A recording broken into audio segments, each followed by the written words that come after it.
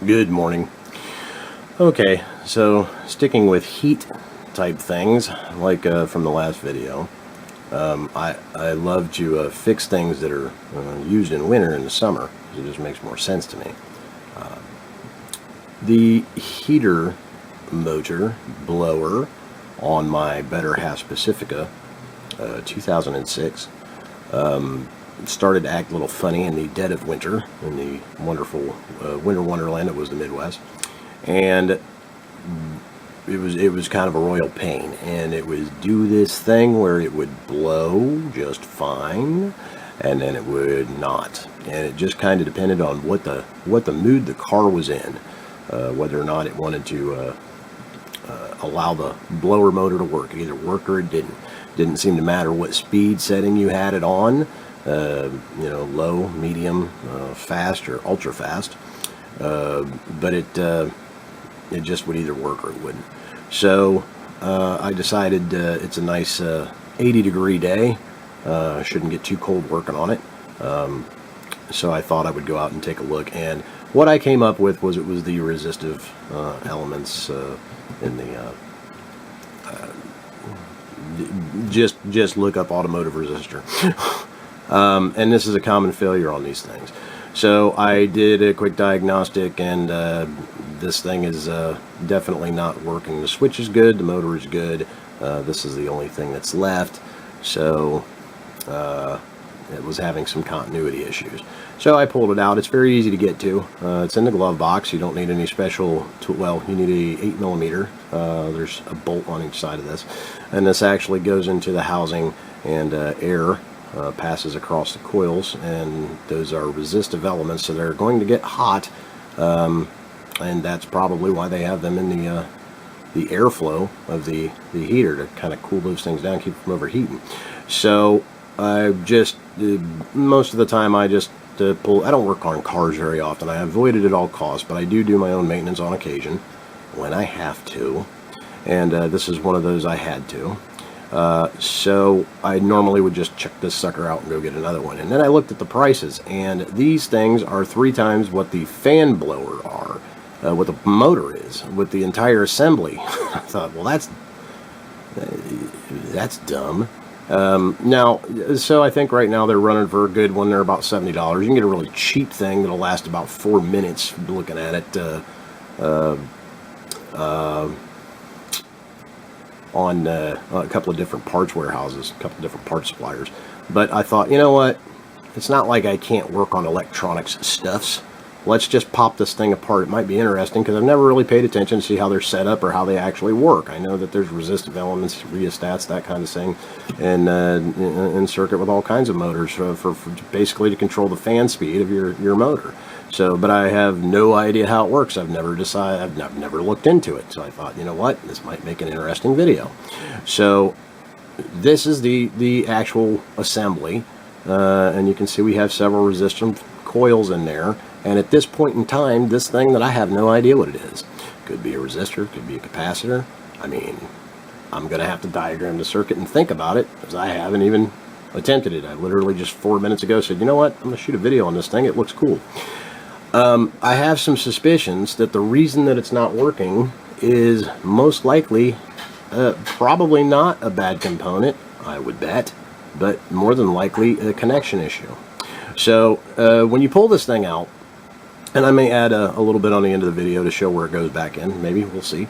The glove box drops down. You press in on the sides of the glove box insert, and then it will drop down a little bit further. You don't even have to take the cover off. You just it's almost straight back in there. You may have to duck down a little bit to get at the bolts. Let's see, it's actually oriented this way. So looking into it, this again is a 2006 Pacifica. Check local listings. And then the pins on this side, it's a one-piece connector that will, this goes to the fan motor itself, the blower motor itself. And then these are the connections for our resistive coils. And it appears that this would be the ground on this side. So to get a better look at it, I mean, obviously there's some rust going on right here. And this is looking pretty rusty, and you can see how our element, our resistive element, that's pretty clean. But you get down here by this, it's all pitted and rusted up. So my guess would be that there's probably not a very good electrical connection between a lot of these components, and that could definitely cause a problem. So to get a better look at it, I decided to go ahead and pop this cage off. Now, when you originally take this thing out, you see these little triangular tabs sticking through the plastic. They're flat. They're pushed up against like this. So I just used a pair of needle nose pliers and just pried them back down, tried to flatten them out as best as possible in all 4 spots, and then we'll go ahead and just I love watching Big Clive do this while I'm wrestling this thing apart. I don't know if you've watched him, bigclive.com. It's wonderful, and he says awesome things like he takes it to bits, and I love the way he says that. So if you just kind of, there you go, gently rock it back and forth, you can slide these out, and then that's all there is to it. Not much there at all.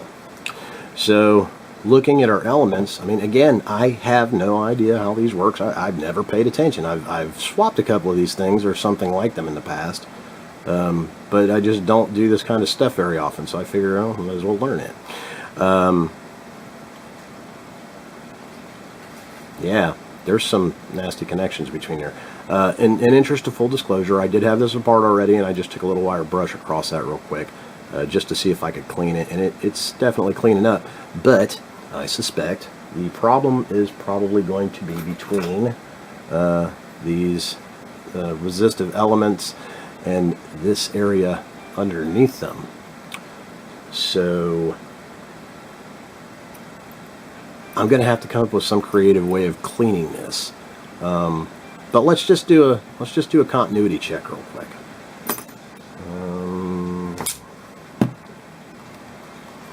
I have someone calling me, and I believe it would be Robert. Robert, you're going to get a call back.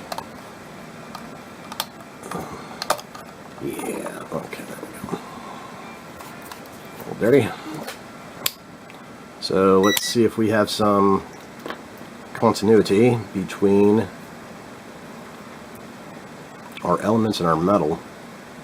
So I'll just go across this one first and see if I can get a little continuity. And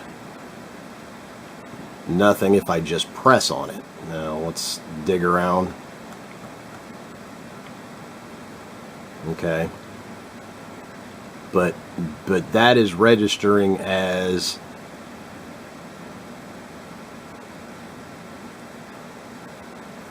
well, it's growing, isn't it?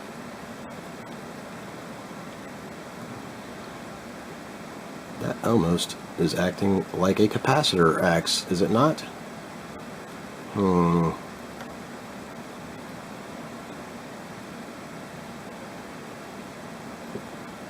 Well,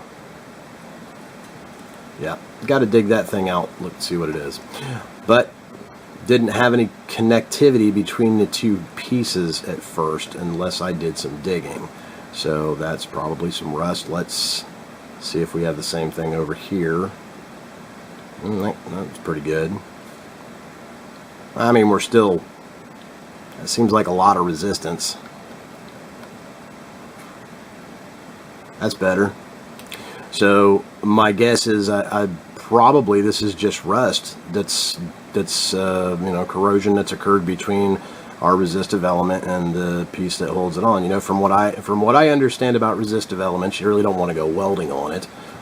So my guess is that is why you always see these little metal clips or something like that in anything like a hairdryer or a heater or any place where you're going to have a heating element like this. It's always clamped in place.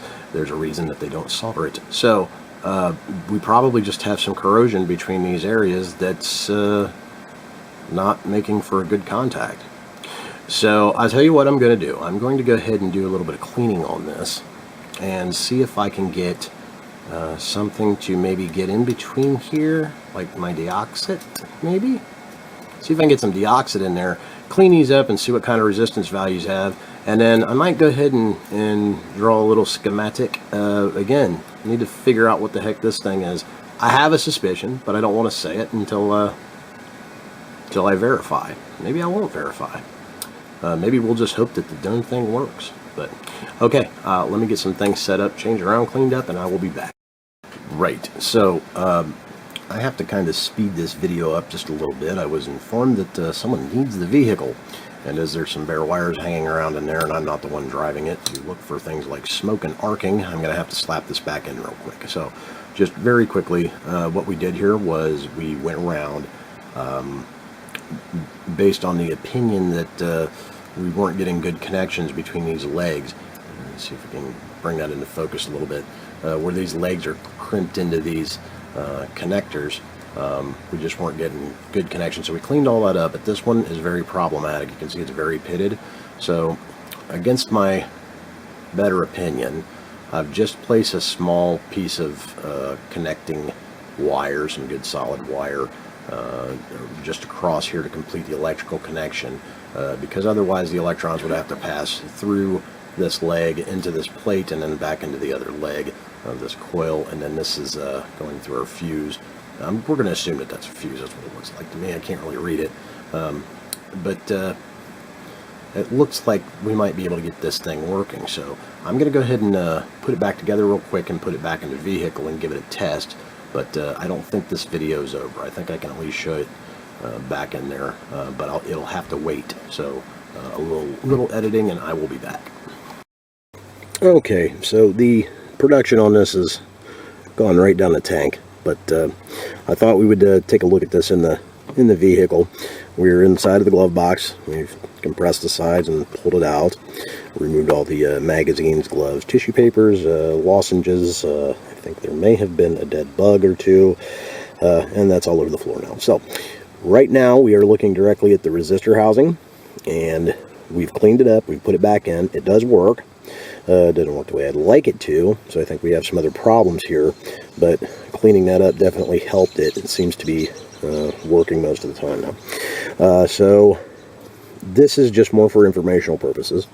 I took a look at the pins to see exactly which one we had power on, because I started drawing the schematic and going, that's not right. So I've got a ground point picked up. I've got a meter down here in the corner. Let's see if you can see it without knocking the camera over. Probably not. Might be able to get close though. So right now with the ignition key on, our power is going to be this pin right here. Sorry, I'm lying. With the key on, right there, 21.57 volts. So that is going to be this as it's put in position. It is going to be the wire number 3 on the switch side connector. So this is going to be the wire harness that connects to your switch. So right now I have the motor wires unplugged, and hopefully this might make a little bit of sense. We have our 8 pins in the back of our resistor. The top 2 right pins are the power going in. They're slaved together inside of the unit. So when you put power on this pin, it's automatically going to have power on this pin, and that is going over to our motor. Then our negative side is actually slaved together. So the negative side of the motor plugs in down here. They're also slaved together inside. So when we plug these connectors in, we're effectively making electrical contact through the unit. So here's our fan motor, and we'll go ahead and plug our switch motor back to make sure that's off. Go ahead and plug our switch control back in. There we go. Looks like everything's nice and tight. Turn the key back on. And probe this one more time. And we have power. Voltage has dropped a little bit. So if we have any power on our fan, we do. Okay. But it is not coming on. Interesting. let's fire it up real quick. Pardon the noise.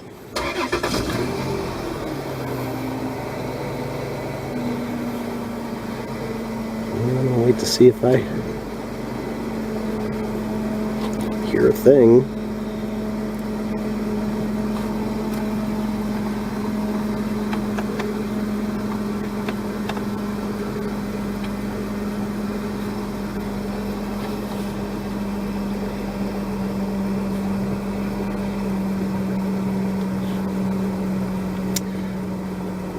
Wiggling some connections around as I do not hear my fan on yet. So it has now effectively made a liar out of me. It was working. So I think we may have an intermittent electrical problem. Or it's right here at the fan wires where it seemed like something is loose there. So I may have to take this back out and do a little cleaning, but that fan is turning now.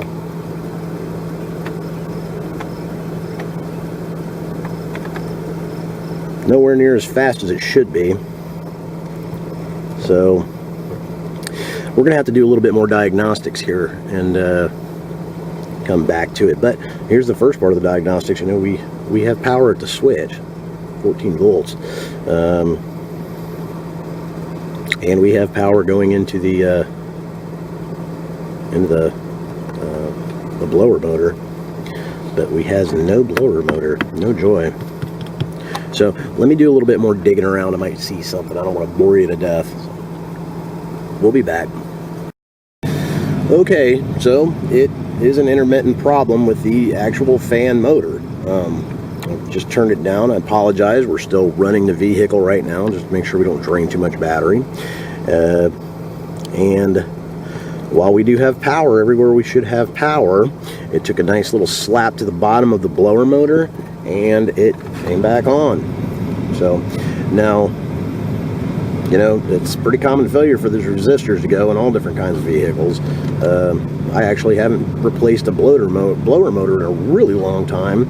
I would say probably on an 81 Caprice would have been the last time I did that, a long time ago. So I guess that's what's going to happen next. I'm not quite done with this. We'll still go over schematic a little bit here, but just wanted to show you that this is actually working. The resistor is working. We were able to clean it up and it's working okay, at least for now. So I'll probably just go ahead and replace the blower motor and the resistor so I won't have to deal with it for a while. Okay, so give me a minute and I'll be back. Thank you.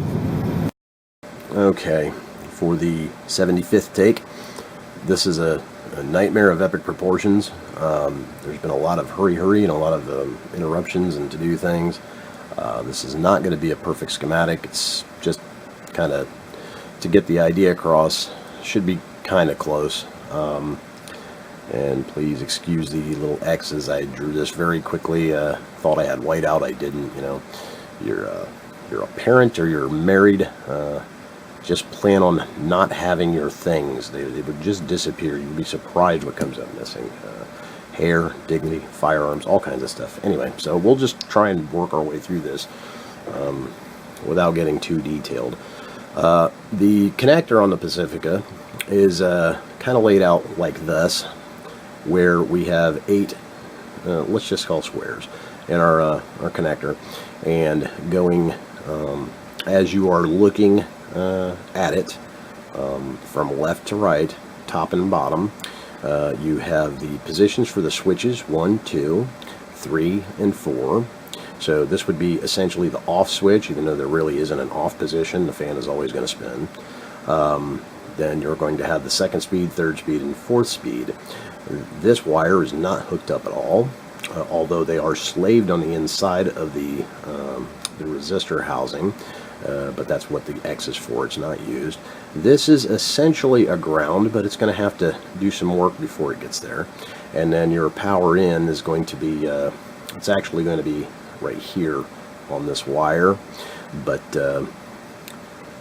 this is also slaved inside of the thermostat, so you also have 12 volts over here. So if you're just probing in the back and you find a ground somewhere, you press your your red probe, and here you're going to get 12 volts a little over, and then you're going to get 12 volts over here because you're slaved on the inside of the unit. So let's see. This is kind of a big mess, but essentially these are our pin connectors 1, 2, 3, and 4, 12 volts, not used, and ground. Our 12 volts from our battery, 12 volt power supply, is going to come into our wiring harness right here. It's slaved. Effectively, these two boxes are in one connector plug, and these 6 are in the other connector plug. So these 2 wires are what we're dealing with here. Our 12 volts right here comes over into our blower motor, and then it's going to return back to the connector, and then we are going to have to get that electricity to ground somehow, and that's where the magic happens. So I probably should have labeled these. Let's just go R1, R2, R3, and R4, and then this, that's probably not even the right spot, but that would either be a fuse or a limit switch, I think. Regardless, we're essentially going to send these electrons through the gauntlet in order to get to ground. So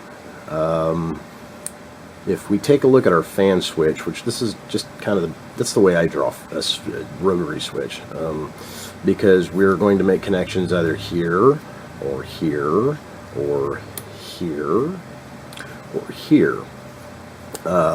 So if our fan was on the highest speed, then essentially we wouldn't need any of these resistors. Our power would come directly from our switch straight through our path. Well, our switch is going to select that path to ground right here. So you're effectively just kind of cutting everything off right here. No resistance whatsoever. Straight to 12.5 volts, whatever you have, going straight to ground. So if we wanted to back off the speed a little bit, turn that turbofan down, wouldn't want to overspeed that prop,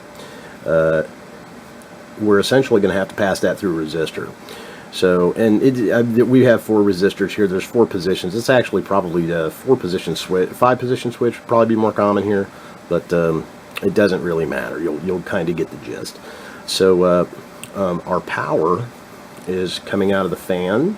These are slaved together, and it's going to go up, pass through this resistor, okay, and then we've connected the number 3 switch to ground. So it's just these 2 sections right here.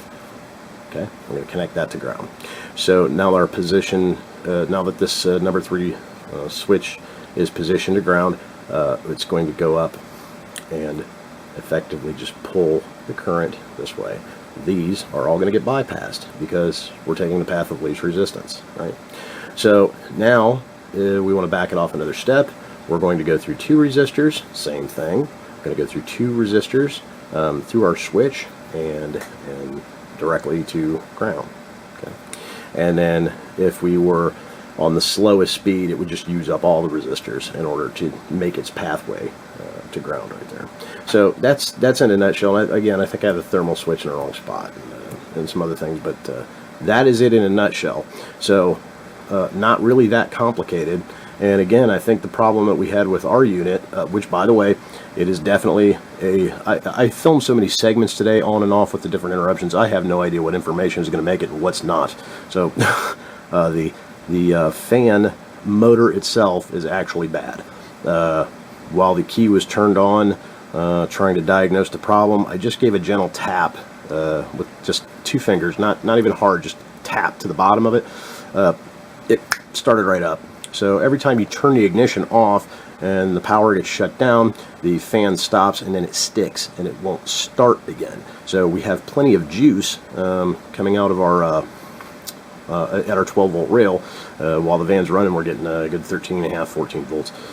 So we're doing fine there, but the motor is definitely binding up.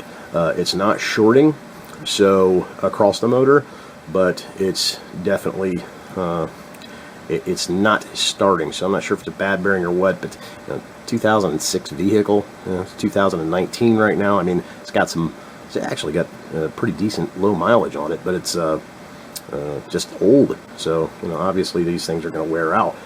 In my experience, not that it's happened a whole lot, but for personal vehicles, it's usually that resistor that kind of goes out, and that's usually about the time I sell the car. But in this case, this is the better half. She likes to fix things, so we'll do the thing, and that's essentially where we're at. We're actually going to wind up replacing the actual motor, which in this case I believe it's cheaper than the resistor, so I'm good with that. Okay, so I hope I can edit these together in a short video. I just wanted to pop that out there for anybody that might be interested, and have fun troubleshooting your Pacifica. Okay, we'll see you in the next video. You guys take care.